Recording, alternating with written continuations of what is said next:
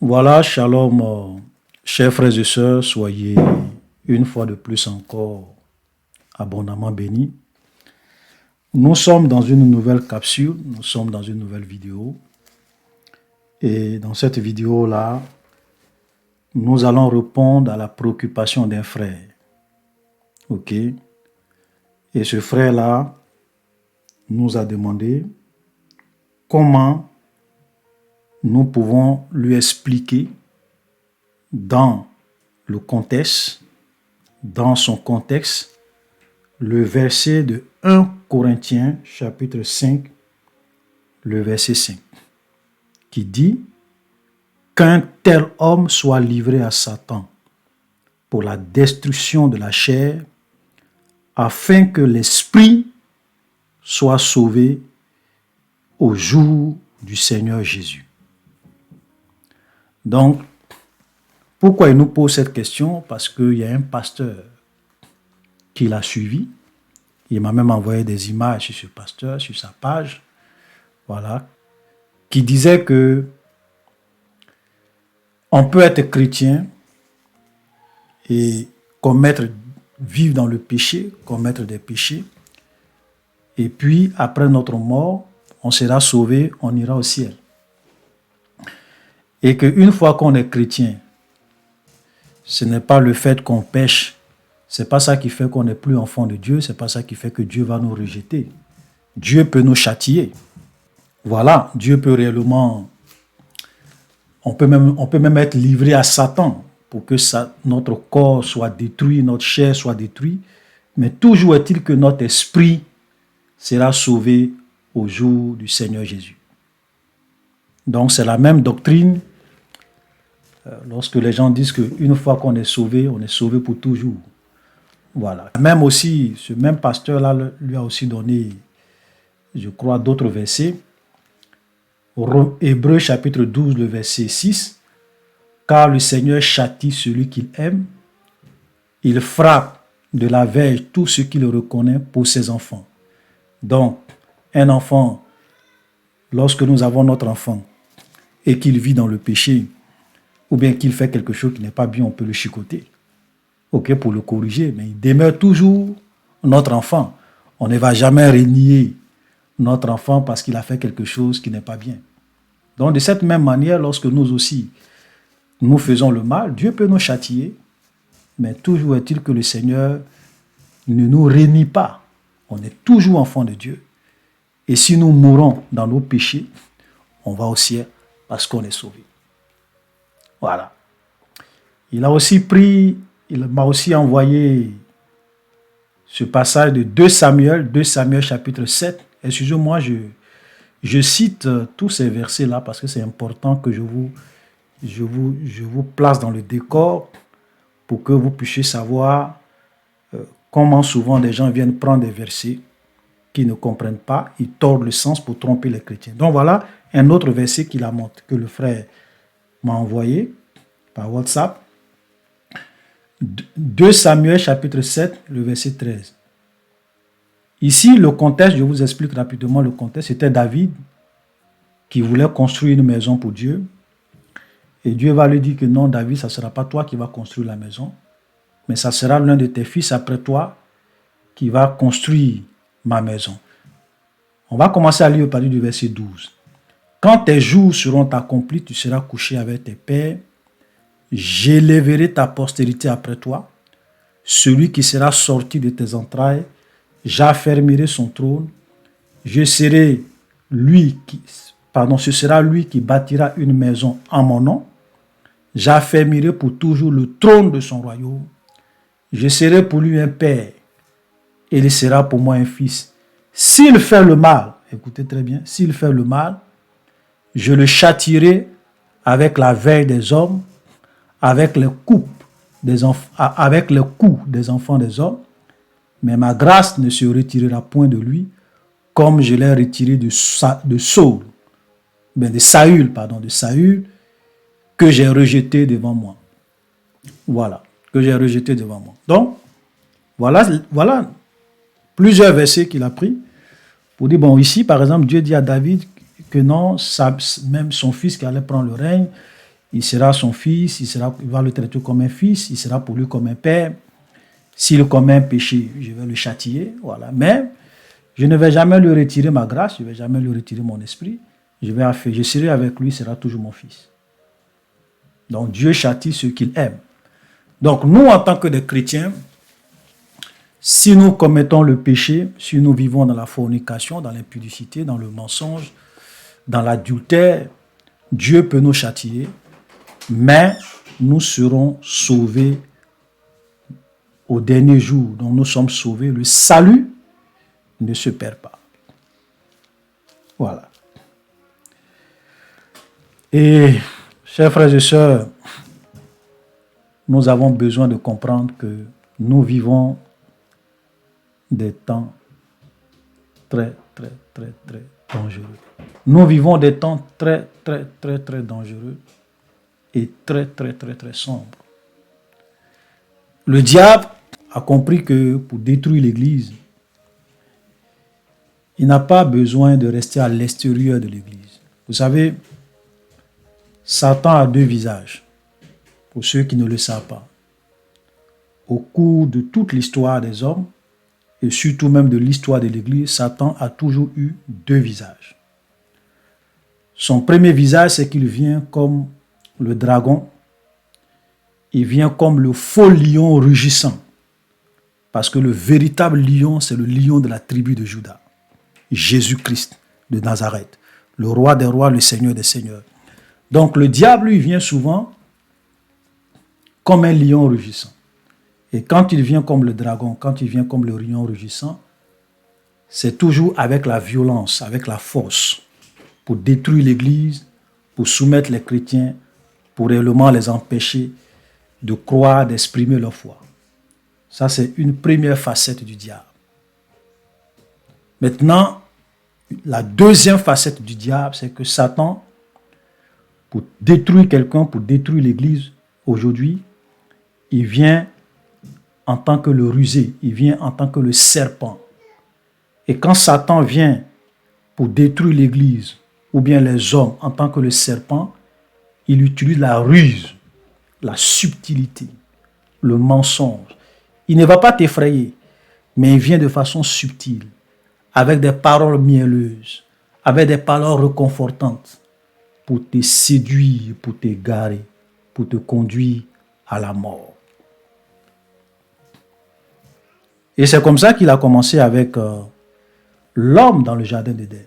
Quand Satan est venu tenter Ève et Adam dans le jardin d'Éden, il n'est pas venu avec la violence. Il n'est pas venu avec la force. Il n'est pas venu comme un dragon pour les faire peur. Parce qu'il savait que là, il n'allait pas réussir. Donc, il est venu en tant que le serpent. Est-ce que Dieu vous a réellement dit que vous ne devrez pas manger de tous les arbres du jardin? Et la femme dit, non, Dieu a dit qu'on peut manger de tous les arbres du jardin, sauf l'arbre qui est là. Dieu nous a dit qu'on ne doit pas manger, qu'on ne doit même pas toucher. Parce que le jour où nous allons manger, nous allons mourir. Et Satan, avec des paroles mielleuses, a dit à la femme, oh non, écoute, vous n'allez pas mourir, mais tu sais, Dieu sait que si vous mangez cet arbre, vous allez être comme des dieux, vous allez être comme lui, vous allez connaître le bien et le mal. C'est pour cela qu'il vous a dit de ne pas manger, sinon ce n'est pas parce que vous allez manger. Donc si vous mangez, vous n'allez pas mourir, vous allez être comme des dieux, vos yeux vont s'ouvrir. Et la femme a cru à ces paroles mielleuses du diable. Et elle a été séduite. Et son mari aussi est tombé dans le piège. Les deux ont mangé. Et c'est lorsqu'ils ont fini de manger et qu'ils étaient maintenant devant le fait accompli qu'ils se sont rendus compte que Satan les a séduits. Et c'est la femme elle-même qui va dire à Dieu, parce que quand Dieu va demander à la femme, pourquoi tu fais ça? Regardez ce que la femme dit. La femme dit, le serpent m'a séduit et j'en ai mangé. Vous comprenez? Donc, aujourd'hui, le diable a compris que dans la meilleure manière, ou bien l'une des meilleures manières, ce n'est pas la seule manière, voilà, comme je l'ai dit, le diable a deux faces. L'une des meilleures manières de détruire l'Église, surtout en ces fins de temps, dans beaucoup de pays où les gens prêchaient la vérité il y a 5 ans, il y a 20 ans, il y a 30 ans, il y a 50 ans de cela, où il y avait des vraies églises, des gens vraiment enseignaient la vérité, les chrétiens priaient, cherchaient Dieu de tout leur cœur. Satan a compris que la meilleure manière de détruire l'Église et d'avoir les chrétiens, c'est de s'infiltrer parmi eux. C'est d'envoyer ses propres ouvriers dans les églises pour se faire passer pour des pasteurs, pour se faire passer pour des prophètes, pour se faire passer pour des hommes de Dieu et pour séduire beaucoup de chrétiens en prenant la parole de Dieu et en tordant le sens. Pour conduire les chrétiens à désobéir à Dieu, à vivre confortablement dans le péché, à ne jamais abandonner leur mauvaise vie, à mourir dans leur péché et aller à l'enfer. Voilà la stratégie du diable. Non, chers frères et sœurs, nous vivons dans un monde, cette génération dans laquelle nous sommes, il y a 2 types de pasteurs. Il y a 2 types d'églises. Il y a 2 types de chantres. Écoutez-moi très bien. Peut-être que cette vidéo va durer un peu, c'est pas grave. Mais il faut que je vous dise ce que j'ai à cœur. Nous allons interpréter ce verset tout à l'heure. 1 Corinthiens chapitre 5, le verset 5. Donc on va aller doucement. Mais il faut qu'on vous dise la vérité. Il y a 2 types de pasteurs, ou bien d'hommes de Dieu. Il y a 2 types d'églises. Il y a 2 types de chantres, même parmi les chantres. Les chantres que vous appelez les chantres chrétiens, il y en a 2 types. Il y a des vrais chantres de l'Éternel qui chantent réellement le Seigneur. Et il y a les chantres du diable. Écoutez-moi très bien. Il y a des chantres du diable.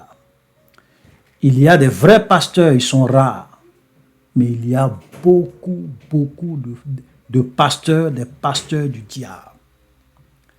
Il y a des vrais prophètes, ils sont rares. Mais il y a beaucoup de prophètes du diable. Il y a des églises du Seigneur. Et ces églises-là sont rares. Beaucoup de chrétiens me contactent. Des frères un peu par-ci, par-là. Qui me disent, frère, je ne vais plus à l'église. Je suis allé dans beaucoup d'églises, j'ai été découragé, j'ai été exploité. Quand je suis là-bas, voilà ce qu'ils enseignent. Ils n'enseignent pas la vérité. Tout le temps, c'est l'argent, c'est l'argent. J'ai regardé, je suis parti, j'ai fouillé dans ma ville où je suis. Je n'ai pas trouvé une église où je peux aller prier Dieu et être enseigné. Des frères et des sœurs m'appellent et me disent ça. Ok? Il y a d'autres mecs qui me demandent, frère, est-ce que tu as une église au Cameroun, tu as une église en Côte d'Ivoire, est-ce que tu as une représentation ici, par là? Vous comprenez? Parce qu'ils ne trouvent pas d'église. Quand ils vont dans telle église, ils se rendent compte que ce n'est pas une église de Jésus. Ce sont des gens qui sont là, qui cherchent l'argent. Donc, vous avez des églises de Dieu, c'est rare. Et vous avez des églises de Satan, que j'appelle des synagogues de Satan. Laissez-moi vous dire, les églises du diable, ce sont des églises où on utilise la Bible, où on utilise le nom de Jésus. Où on utilise, je ne suis pas en train de parler des églises des satanistes où les gens disent non, nous on adore Satan comme aux États-Unis. Non, eux, ils ne vous disent pas qu'ils adorent Satan. Ils vous disent qu'ils sont des pasteurs de Jésus, des serviteurs de Jésus, mais en réalité, ce sont des pasteurs du diable qui dirigent des églises du diable.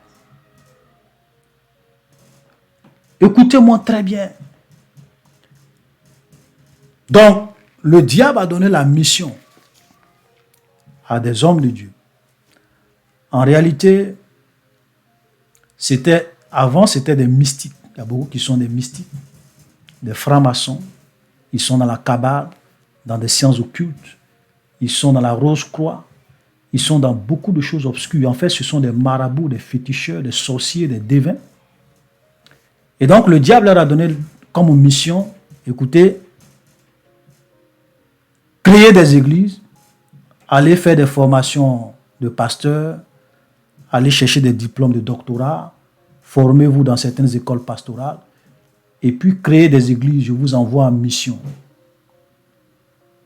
pour infiltrer les églises et les détruire de l'intérieur. Quand vous allez aller dans ces églises-là, prêchez les belles paroles, encouragez les chrétiens à vivre dans le péché, parlez de la prospérité, prêchez sur les choses de la terre, de la gloire, de l'élévation, de la prospérité, de la bénédiction.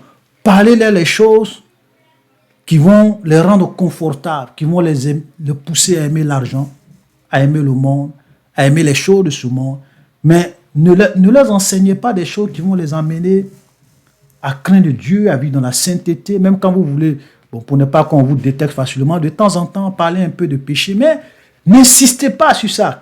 Ça ne doit pas être le cœur de votre message. Le cœur de votre message, 90%, plus de 95% de vos messages, il faut que ce soit des messages qui endorment les chrétiens à aimer le monde, à aimer l'argent, à chercher la prospérité, à chercher les choses de la terre, à chercher le mariage, les voyages, l'entrepreneuriat, tout ce qui peut les empêcher à avoir les regards non pas levés vers le ciel, mais sur la chose de la terre.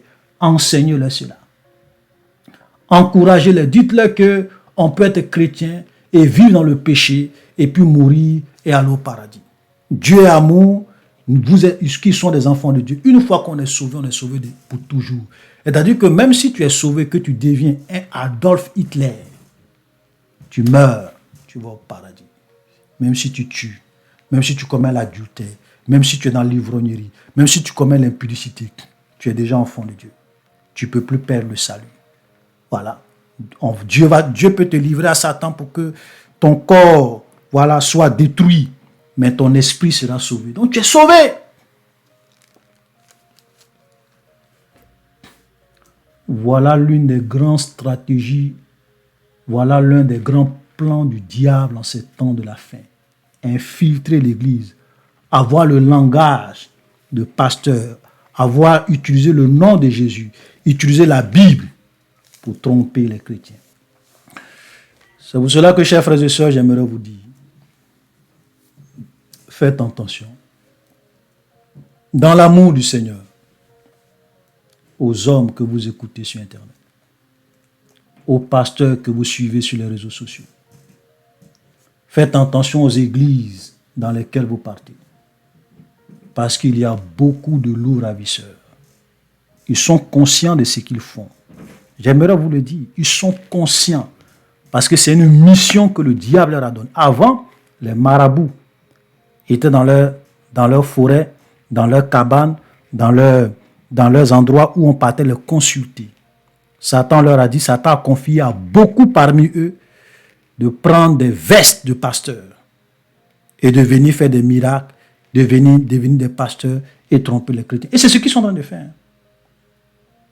Donc, ils sont conscients de ce qu'ils font. Le diable a donné la mission à certains chantres que vous appelez des chantres chrétiens, mais moi j'appelle des chantres du diable. Vous savez, comme le diable sait que si les chrétiens n'aiment pas la musique du monde, la musique mondaine, parce qu'on a tellement prêché sur la musique mondaine et ses effets, non, le diable dit ok. Comme c'est la musique mondaine qui les dérange, moi je vais leur envoyer des chantres. Ils vont faire semblant de se convertir, mais en réalité, ils vont envoyer dans l'église le mode de vie, la pensée du monde, les choses du monde, les coiffures du monde, les tenues vestimentaires du monde, la mentalité du monde. Donc vous voyez ces chants-là, quand vous les regardez, si vous jouez un de leurs clips, et puis vous arrêtez le son, vous jouez un de leurs clips, vous arrêtez le son, vous arrêtez la musique, c'est-à-dire que vous coupez le son, et puis vous demandez à quelqu'un de venir regarder leur clip vidéo. Quelqu'un qui ne le connaît pas, et puis tu dis, regarde ce chanteur-là. Je ne vais pas mettre la musique, je ne vais pas mettre le son de la musique, mais tu vas simplement regarder le clip. Et puis à la fin, tu demandes à celui que tu as appelé pour venir regarder ce clip, tu lui dis, selon toi, ce clip-là, sans avoir écouté le son, quand tu regardes ce clip, c'est un clip païen ou bien c'est un clip chrétien? Posez la question. Vous allez être étonné. Si le monsieur ne le connaît pas, il va dire, lui là, quand je regarde le clip, non, ça c'est un clip du monde, ça peut pas être un clip chrétien, mais regarde comment les filles, comment les choses sont, regarde même comment il est coiffé, sa tenue vestimentaire, tout ce qu'il fait, la manière dont il danse. Ça c'est la musique du monde. Vous allez être étonné. Ce que vous ne comprenez pas, et ce que beaucoup de chrétiens ignorent, le diable n'est pas fou. Satan, il n'est pas fou. Il a compris que les chrétiens n'aiment pas la musique du monde. Mais comment je peux les amener à eux aussi être comme les gens du monde, envier les gens du monde, penser comme les gens du monde? Comment je peux les influencer? Je vais envoyer des artistes qui vont chanter Jésus, qui vont prendre des versets, chanter là-dessus. Mais en réalité, dans leur mode de vie, leur façon de parler, leur façon de faire, leur façon d'agir, ce sont des païens, ce sont mes agents. Ils vont comme cela, de petit à petit, tirer ces chrétiens-là vers les plaisirs du monde. Il y a des clips chrétiens que vous regardez aujourd'hui. Qu'est-ce qu'on vous vante? L'argent, la richesse, la prospérité, l'élévation, voilà. Même quand vous regardez ces clips-là, quand ils présentent la bénédiction de Dieu, c'est quoi? C'est toujours les choses de la terre. C'est toujours quoi? La prospérité matérielle. Peut-être qu'il était pauvre, après il a une voiture, donc c'est ça la bénédiction. Exactement comme les clips païens dans le monde. Quand vous regardez, quand on était dans le monde, on regardait des clips du hip-hop. C'est quoi? L'argent. Le gars, il danse, il verse l'argent. C'est ça la réussite. Il a le coupe de champagne, c'est ça la vie. Avec des belles filles qui dansent. Aujourd'hui, il y a des filles qui dansent, mais on essaie de les habiller d'une certaine manière pour ne pas trop heurter la sensibilité des chrétiens. Mais en réalité, ce sont les mêmes valeurs du monde que le diable est en train d'introduire dans l'église et de façon subtile. On va un peu, pour pousser les chrétiens. Même quand vous écoutez leur musique, la mélodie de leur musique, le rythme de ces musiques-là, c'est quoi? Ce ne diffère rien de la musique du monde. Des coupés décalés dans le monde, du R&B dans le monde, du rock and roll dans le monde, du hip-hop dans le monde. Il y a même le hip-hop chrétien aujourd'hui. Voilà. Il y a le R&B chrétien, il y a le zouk chrétien, il y a le rock chrétien. Satan, c'est un grand stratège. Il y a même le coupé décalé chrétien. Satan, c'est un grand stratège. Et beaucoup de chrétiens regardent ces choses, ils n'ont pas le discernement. Ils disent, oui, c'est pas grave, oui, c'est le nom de Jésus qui est chanté. Vous savez, quand l'apôtre Paul était allé évangéliser, on dit qu'il y avait une femme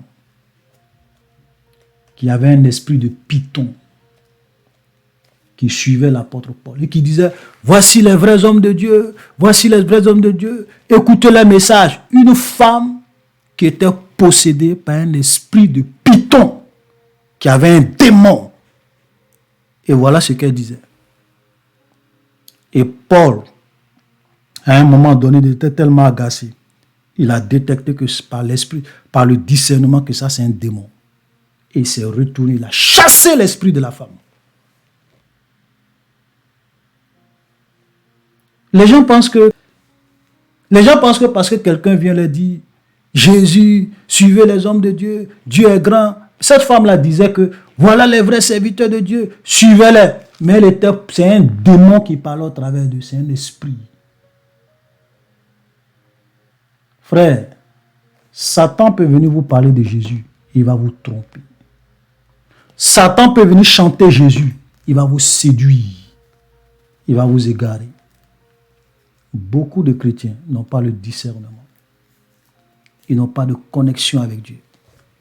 Il ne peut pas regarder des gens et puis savoir que lui là, même s'il chante Jésus, ce n'est pas un chrétien. Il est là pour pervertir la jeunesse chrétienne. Il est là pour introduire dans l'église des choses du monde. Quand vous allez aux États-Unis, ils sont pleins comme ça, ces gens d'artistes. Maintenant, ça commence en Côte d'Ivoire, dans d'autres pays, en Afrique. Voilà. Ils viennent. Souvent, il y a d'autres qui font semblant de se convertir. Pour séduire l'église, pour séduire les chrétiens. Donc, chers frères et sœurs, je vous en prie, faisons beaucoup attention. Jésus revient et le diable est en train de détruire l'église de l'intérieur. Amen. Faisons beaucoup attention.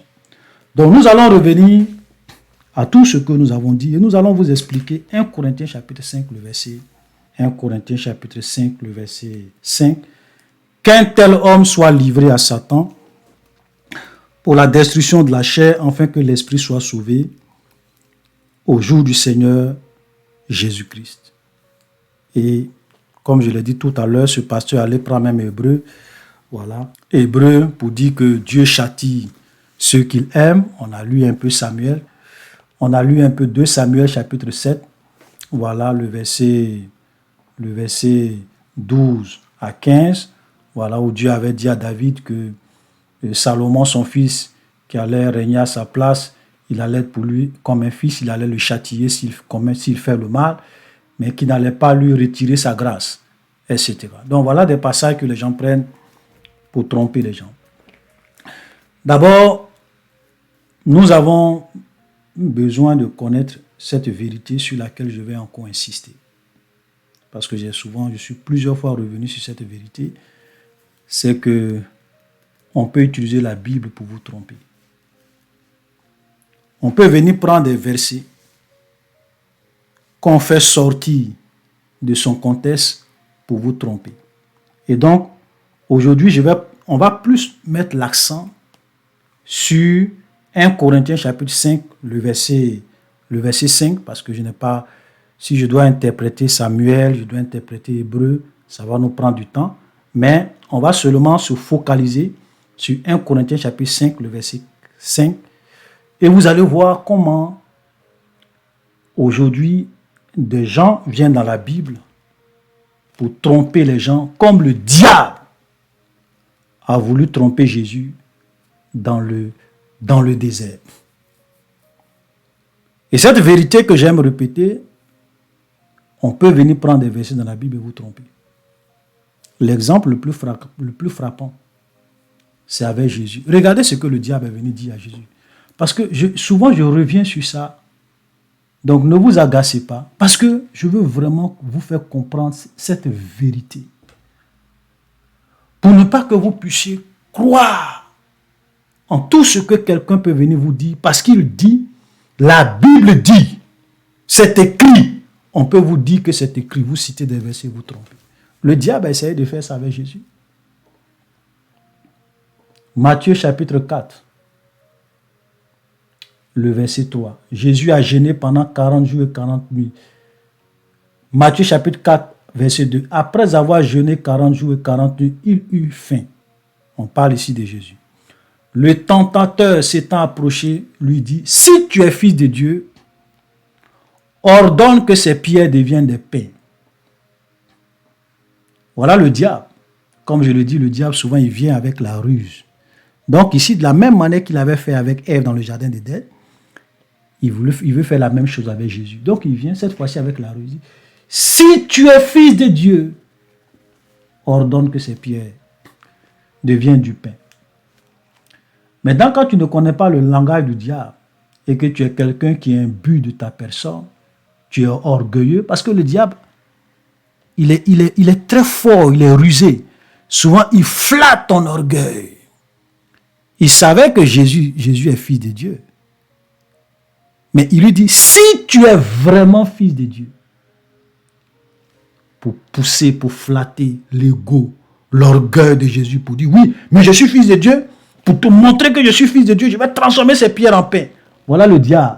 Et souvent, il y a des gens qui tombent dans ce genre de pièges. Si tu es pasteur, viens en fait débat avec moi. Et puis moi, je dis non. J'ai dit non. Je n'ai pas besoin de venir faire débat avec toi pour montrer que je suis un pasteur, ou bien que je suis un enfant de Dieu, ou bien que je suis un appelé. Je n'ai pas besoin. J'ai dit non. Alléluia. Toujours le langage du diable. Si tu es fils de Dieu, voilà la ruse. Regardez, qu'est-ce que Jésus va dire? Jésus répondit, il est écrit, l'homme ne vivra pas de pain seulement, mais de toute parole qui sort de la bouche de Dieu. Donc Satan a dit à Jésus, Satan, en un mot je résume, Jésus a dit à Satan, Satan, non, je ne vais pas transformer ces pierres en pain. Parce que la Bible dit, Dieu dit, il est écrit, l'homme ne vivra pas de pain seulement, mais de toute parole qui sort de la bouche de Dieu. Et quand Jésus lui a dit ça, il dit, ah, il m'a dit qu'il est écrit. Il m'a dit qu'il est écrit. Donc c'est quelqu'un qui aime la parole, qui croit en la parole de Dieu, qui a mis sa foi en la parole de Dieu. Donc si je veux le séduire, il faut que moi aussi j'aille prendre des versets dans la Bible, dans la parole de Dieu pour le tromper. Et comme Satan sait qu'aujourd'hui beaucoup de chrétiens croient en la Bible, croient en la parole de Dieu, quand il envoie ses pasteurs, les pasteurs du diable, qu'est-ce qu'ils viennent? Ils disent, la Bible dit, il est écrit ici, il est écrit ici, comme le père Satan.